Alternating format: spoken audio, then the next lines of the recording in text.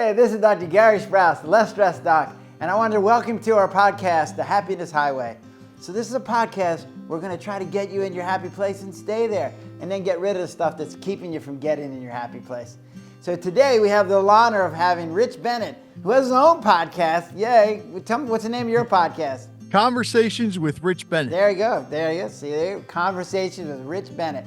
So, and then I have my wife, Terri, and she's going to be my co-host. And today we're going to talk to Rich and get some insights into what he does in his life. Drive on Happiness Highway. So tell me about your podcast and what you do with it. Oh, geez. Let's see. I started it back in 2015 and rebranded, I want to say probably about 2 years ago, and changed the name. And I like to sit down and just have conversations with people and try to turn everything into a positive way or make people aware of things. Like we talk a lot about addiction. We talk a lot about mental health. I've had authors on, like yourself. I've had musicians on, artists. To me, everybody's got a story to tell. And I want people to hear that story because a lot of people I talk to are very uplifting. Even the ones in recovery. I mean, it's amazing. I don't think I've had anybody on where it's been a negative turnaround. Interesting. So tell me how many episodes you've already done. Oh, why are you going to ask me a trick question like that? Yeah. Well, I was on your site. It said you were like in the 500s. Oh, it's well over 500. Yeah. I think close to 600. That's a long time. Yeah. Well, that's what I said. I was like, I'm on episode like 8 or 9. So I'm like, yay, thank you. I never thought I would have that. But the thing is, you got to remember, when I started in 2015, I was only doing one a month. And now I'm dropping 3 episodes a week. You had mentioned earlier that you'd done a roundtable. You do roundtable discussions. Yeah, I do one-on-one interviews. Once in a blue moon, I'll do a solo podcast, but we love doing roundtables. So you said you did a roundtable on fulfillment. So tell me what came out of that. What came out of it was 8 hours of me editing the thing. Oh. Well, so one of my sponsors who co-hosts with me, it was his idea. He said he wanted to do a podcast about living a fulfilled life. So sounds great to me. And it was 5 guys, myself and 4 other guys, one of them being my son and my wife's cousin's husband who came up from Mississippi for it. And of course, the guy who said that we should do it said, since it's in the afternoon, let's have some bourbon. So I brought in some bourbon. I didn't drink anything. I made old fashions for the guys. And we spent probably about an hour and a half talking about living a fulfilled life. The day I went to edit it, and I had separate microphones for everybody, I loaded all the tracks. I'm like, wait a minute. There's 5 of us. Why am I only seeing 4 tracks? Uh-oh. Yeah. So I'm listening to everything. Thank God I had separate microphones. I'm listening to everything. I'm like, okay, Joe's voice is not on here. The guy who recommended it, my sponsor. Oh, no. Somehow or another, he turned his microphone off. I think it may have been on his second old fashioned before we started. Yeah, alcohol can do bad things for podcasts. Oh, yeah. But the good thing is everybody had their own microphone and we were sitting at that table. This is why it took 8 hours. I was able to pull his voice from the other microphones. I had to just keep enhancing and enhancing. It was fun, though. There's a lot of people that got a lot out of that. And when you have 5 guys, their views of living a fulfilled life is completely different. Was there any conclusions that came out of it? Well, the biggest conclusion was, and again, each one was different, but don't let people tell you how to live your life. Because living a fulfilled life is different for everybody. Do what you like to do. Get in your happy place, because that's what living a fulfilled life is about. If you're happy doing what you're doing, you're living a fulfilled life. Myself being a veteran, there are a lot of homeless veterans, but there are some homeless veterans that do not want any help, and they're not looking to get a home. They're happy the way they are. Like I found that we have this desire that everybody should be in a home And there are people out there, they don't want to be in a home. They want to be out there living on their own. Yeah. What they do want is they want people to accept them for who they are. Exactly. And they also want to have like haircuts and things like that, right? I was at a meeting and this lady had been dealing with homeless for 10 years. And they developed this thing where they had hairdressers come and give everybody haircuts. And they love that. So that became a regular thing. And I think you were working at some... Yeah, at the church we used to go Yeah. to before we moved out here, they had a winter relief where each church would take a week being the temporary homeless shelter for that Yes. week. And our pastor's wife was a hairdresser. And so she would gather up all of her friends and we would have a spa day. And that was probably the most popular event that we had. Everybody got haircuts and women got haircuts and the men got shaved, and they were all excited about that. We have something like that around here too, the rotating homeless shelter in our Lions Club. Some of us love to grill. So we'll go there and we'll grill for them. And the last time we did it, because the one time we did like hamburgers and hot dogs. And the last time we did, I said, no. I said, let's go all out. And we decided to do pit beef, pit ham, crab soup, and all that. And we take our Leos who are like 12 to 18 years old, and they're the ones serving the food. And when we were done, the Leos wanted to stay there and play games and everything, because it's not homeless families. No kids are allowed in that rotating shelter. It's just adults. But, oh, God, you're talking about something that just fills your heart. You know, I love doing that. And we're going to be doing it again this year. I don't know if we'll be grilling, but we're definitely going to be helping out one way or another. When I talk about a happy place, I talk about and there's rooms in the happy place. And so fulfillment is one of the big rooms in there. And I've broken it up into 3 parts. So to me, the 3 parts of fulfillment are: 1, giving, because I find that humans are a communal organism. And so giving to other people in your community makes you feel good. Yes. 2nd is learning. We're a very curious organism, and so we like learning. Learning's a good thing for us. There's a pleasure that goes into learning something. And then the 3rd thing is purpose, and having a purpose in life. And when you know what it is, when you know your why, like, why am I doing this? And you have a purpose, what you're doing, that leads to that fulfillment, which then makes you feel so much better back. Yeah. Like, I just recently retired. And so I went from being fulfilled as a doctor, where you got to give and you got to learn and you got to have a purpose. And then I retired. And I'm like, oh. So I've seen a lot of my doctor friends get into a problem because they're like, what am I supposed to do with myself? Like, I'm not a doctor anymore. What am I supposed to do? And so they go through this transition where they're having trouble. Fortunately for me, my transition was pretty smooth, because I went from being a doctor helping people to being an author helping people. So actually I'm doing pretty much the same stuff, but just with a book instead of with a stethoscope and a prescription pad. Yeah. But I'm going to throw my wife under the bus for a second. Uh-oh. She's had a whole lot of trouble with this process. My compass needle doesn't know which way north is right now. Really? I wake up in the morning and go, what am I supposed to be doing today? Yeah. Still figuring that out. Maybe she needs to listen to your roundtable's discussion on fulfillment. I will tell you that I learned this one thing from another person that I'd met, and it's called ikigai. Huh? And it's a Japanese term. I don't know, have you ever heard of that? Yeah. So ikigai, so what he said is there's 4 circles. So the first circle is something that you're good at. Something that you can make money at is the 2nd circle. The 3rd circle is something that you like to do. And the 4th circle is something that's going to help society. And so you fill out your circles, and then where those circles intersect is your ikigai. That's your purpose. That's where you're going to get fulfilled. So we did that with my wife, and we came up with some ideas that came around food and things like that. And we just haven't figured out how to make it work. Cooking is my art form. I'm with you there. So one of the things that she's been working on is we're working with this company, a nonprofit up in Baltimore called City of Refuge. Yes. Which is a great organization. I don't know if you've heard of it or not. If you haven't, you should have that guy on your show. His name's Billy Humphreys, and he's got a great idea, and what he's doing in South Baltimore is awesome. And so she wants to go up and start doing some cooking classes, which I'm encouraging her to do, because I think that'll be a great thing. My brother and I just did one a couple months ago, because I love barbecuing. And I figured, okay, let's go do it. Let's do it. Take a cooking class, because I love to cook too. But, oh yeah, you got to do it, because there's so much you can learn, and something you think you might know may either improve upon it or teach you something. It's just, yeah, do it. You got to do it. We used to own a recovery residence, and what I learned from the recovery residents there is they did not know how to cook. Their idea of cooking was heating up something that was already prepared or going and getting fast food.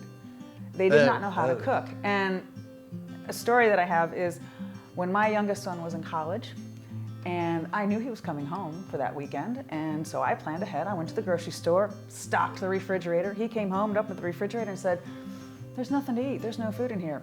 What do you mean? I just went to the grocery store. He says, "Well, there's no food in here. It's just full of ingredients." That's what I found out from the recovery residents is when they would go to the grocery store or when they would go to the food pantries, because there was a lot of food pantries that helped the recovery residents out with, making sure that they had enough food to eat, is they would go to the food pantries and not know what to do with it. Yeah. So that was one of the things I wanted to work with at City Refuge, was to go shopping at their food pantry and see what ingredients they had and design a meal, a delicious, nutritious meal around what was available, so that when people would come to the City of Refuge, that they would then know what to do with the ingredients that they were getting. So here's my struggle, right? So I see my wife struggling with her fulfillment, and I'm like, do this, do this, do that. And then I'm listening to what you're saying. You're like, no, you got to do it yourself. You got to figure it out on your own. So I got to figure out how to step back and go, okay, I'll let you figure it out on your own, right? So you said something about giving. So tell me what happened with that one. Well, it's funny because with that one, I had 3 of my co-hosts on, 2 of which have a nonprofit. I have 2 separate nonprofits, and the other one that does marketing. So the one lady who I said, you have to come on and do this. She goes, yeah, but how do I give back? I said, are you serious? She goes, yeah, I don't know how to do that. I said, you started a nonprofit to help women in recovery. I said, you are giving back. It went very well because we were talking about the different ways. A lot of people feel like in order to give back, it's got to be monetary. And that's not the case. Volunteering your time is, a lot of times that's priceless. That's worth any monetary amount. And just little things that you don't realize, like helping the community. If you see trash, pick it up. Just different ways of giving back. I put a post up on Facebook the other day. Smile at a stranger and say hi. You can change that person's life or save that person's life.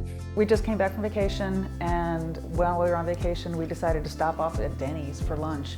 And when we walked in, there was a gentleman, an older gentleman, on the bench next to the door, and we just thought, I didn't know, we thought maybe he might have been waiting for someone to come out of the bathroom or something. I don't know, but he was just sitting by the door.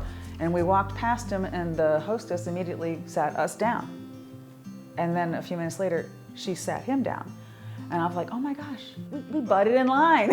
I didn't intend to butt in line, so I kind of felt bad about that. And then he's sitting in a booth right behind me where I can hear that what he wanted to order wasn't available.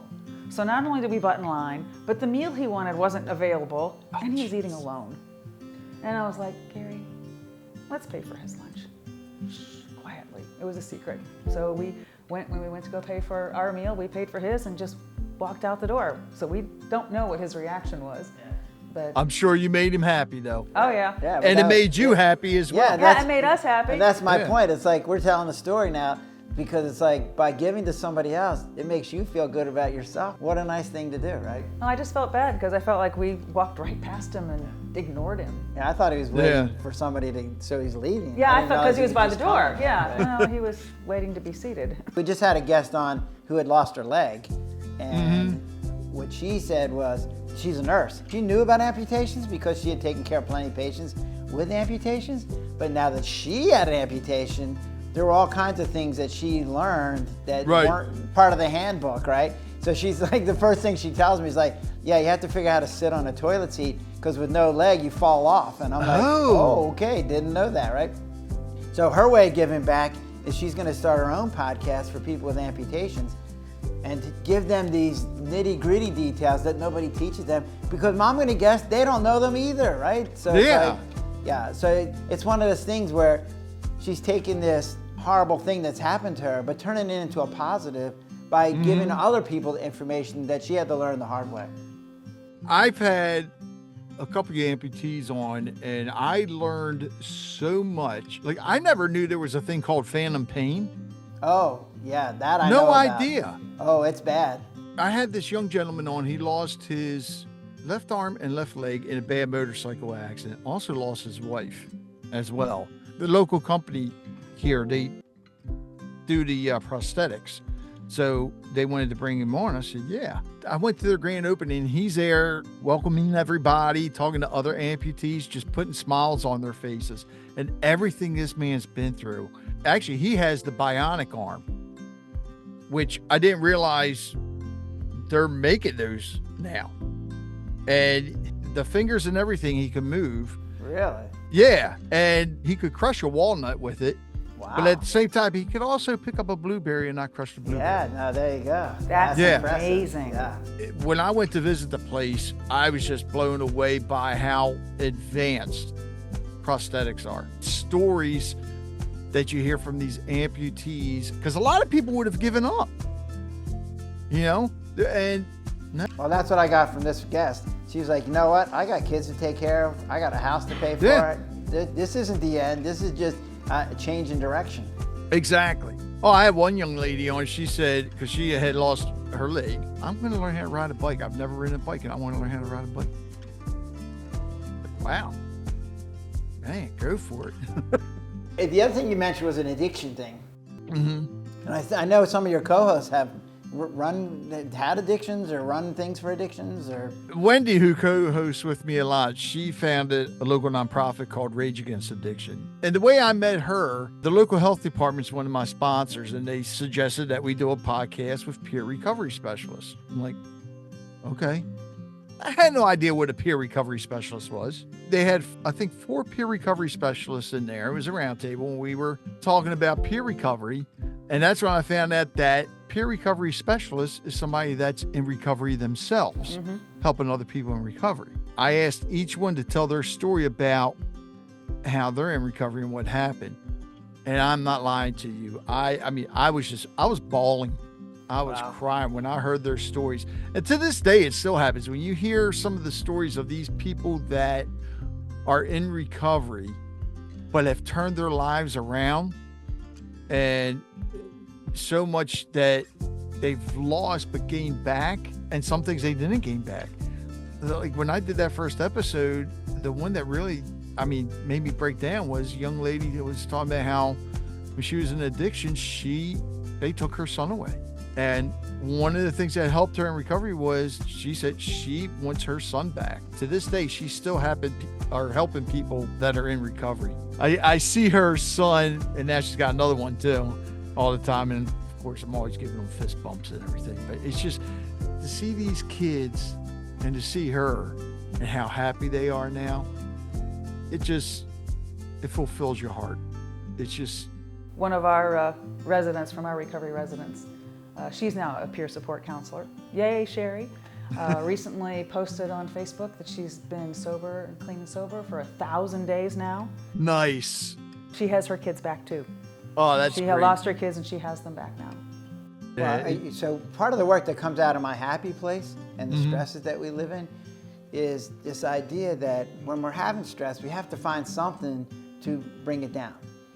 And so there's a whole lots of things that we do. We do podcasts, we read books, we eat, we exercise, but we also might do alcohol, or we might do cigarettes, or we might do heroin. And all those are ways to reduce our stresses. The problem that we get into is when the stress reducer starts causing stress. Yes. Addiction is such a term that when people hear it, it's so negative. And there's a stigma involved with it. Just saying the word addiction just goes, right? So I actually want to change the word. And so I call it a stress reducer loop. And so what that means then is the stress reducer starts causing stress, and now you're in a loop. So you have stress, you do your stress reducer, but it causes more stress, so now you do more of your stress reducer, which then you end up in this loop. Yeah. And what that does is it keeps it in a medical model, but instead of calling it a disease, it says it's a treatment. And what you're treating is stress, which we all have, right? We all have stresses. And so we all find ways to do it. What this does then is says anything that you do to reduce your stress has the potential to become a stress reducer loop. I know plenty of women who do shopping as their stress reducer. Right. So like one of my patients was like, yeah, my sister has a loop. And I'm like, what is that? So when she gets upset, she goes shopping. And when she comes home, her credit card's maxed out, her husband's yelling at her, her closets are filled up, which then stresses her out. So guess what she does?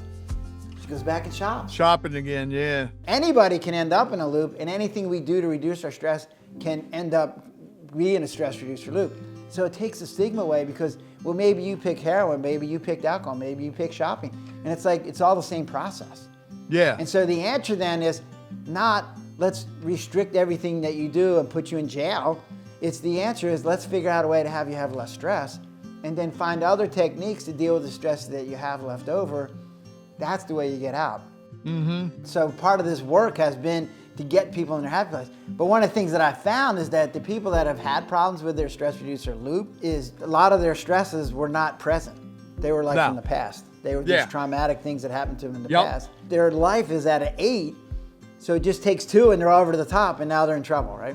Yeah. And the second thing is most of these people that are still alive are amazingly resourceful. Mm-hmm. And so if you can just get them out of their stress reducer loop and let their energy go toward a positive way, they become these amazing adults. With everybody, it can go back to, like you said, early childhood. And somebody could look very good on the outside, but you don't know what's going on once they get home behind that door. Sometimes they don't even know what's behind the door. Exactly. Which is why I always say smile at everybody. You know, say hi. Well, Rich, it has been so great having you on the show. We'll have to do this again more often, right? This is great. I thought we were going to sing karaoke. We could. Wait, I wanted to hear about your DJ experience. I wanted to thank my guest, Rich Bennett, for being here, and you were awesome. Thank you. Oh, thank you. And I wanted to thank my wife, Terri, for being my co-host. And I want to thank you for listening. I'm hoping you're getting something out of this because I want you guys to be in your happy place. And I want you to get rid of the stresses that are keeping you from your happy place. Tell your friends about this show. Subscribe to the Happiness Highway. If you need to get in touch with me, you can get in touch with me on email at lessstressdoc@gmail.com. Or you can get on my website. It's thelesstressdoc.com. So let me know. Tell me if you have any ideas of shows you want to hear about. Because I know Rich he's awesome and I can have him on a lot because he has a lot of information. But thank you for listening to this show. And come on back in a couple weeks for our next one. Drive on Happiness Highway.